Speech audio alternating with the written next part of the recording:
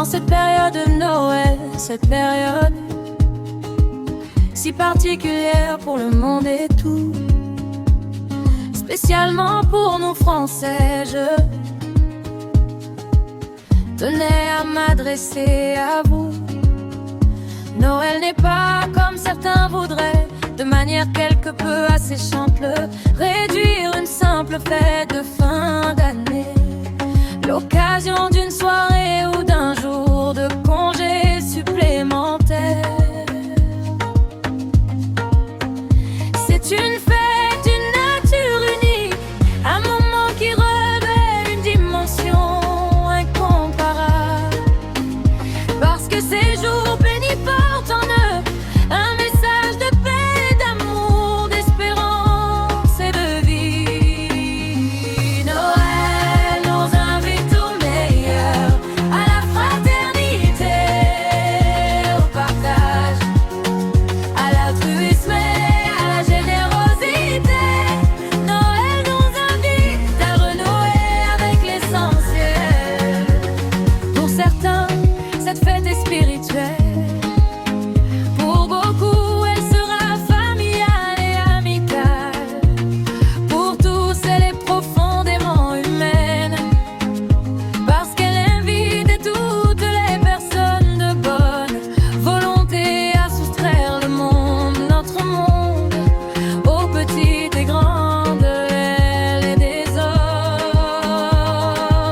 C'est pourquoi il est important de continuer encore et toujours à célébrer Noël et à oser fêter un joyeux Noël.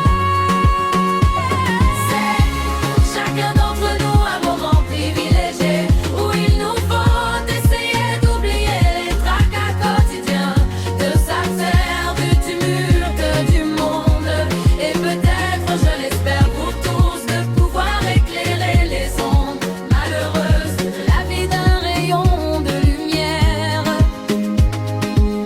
Ne pas s'arrêter mais ralentir, écouter mais surtout entendre, penser à l'autre et bien sûr partager.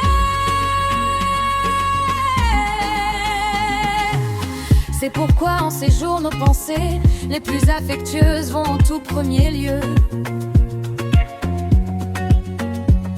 aux personnes malades ou dans la nécessité, aux personnes seules ou à celles qui affrontent le malheur. Elles vont aussi aux personnes chères à notre cœur et qui ne seront pas ou plus avec nous.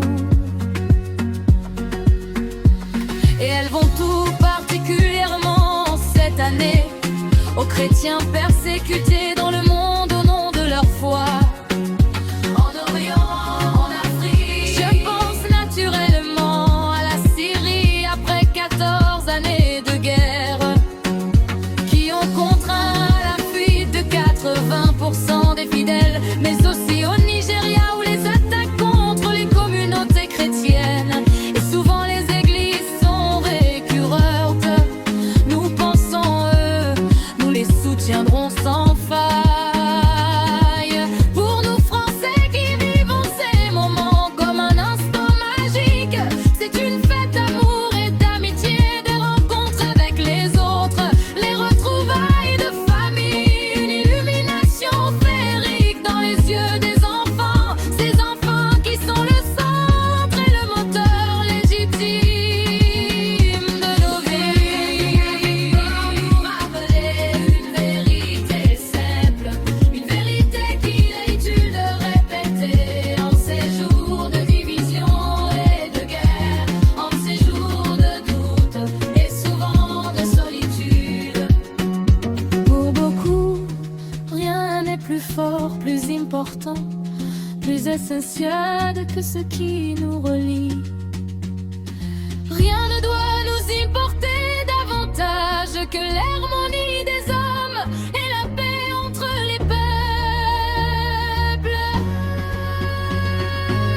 Pour notre nation qui n'est rien d'autre qu'une grande famille, une famille de cœur et d'esprit qui rassemble tous les Français, ce doit être le moment de retrouver dans l'apaisement et la fraternité, dans l'écoute mutuelle et dans le partage, le plaisir d'être ensemble parmi ceux que nous aimons.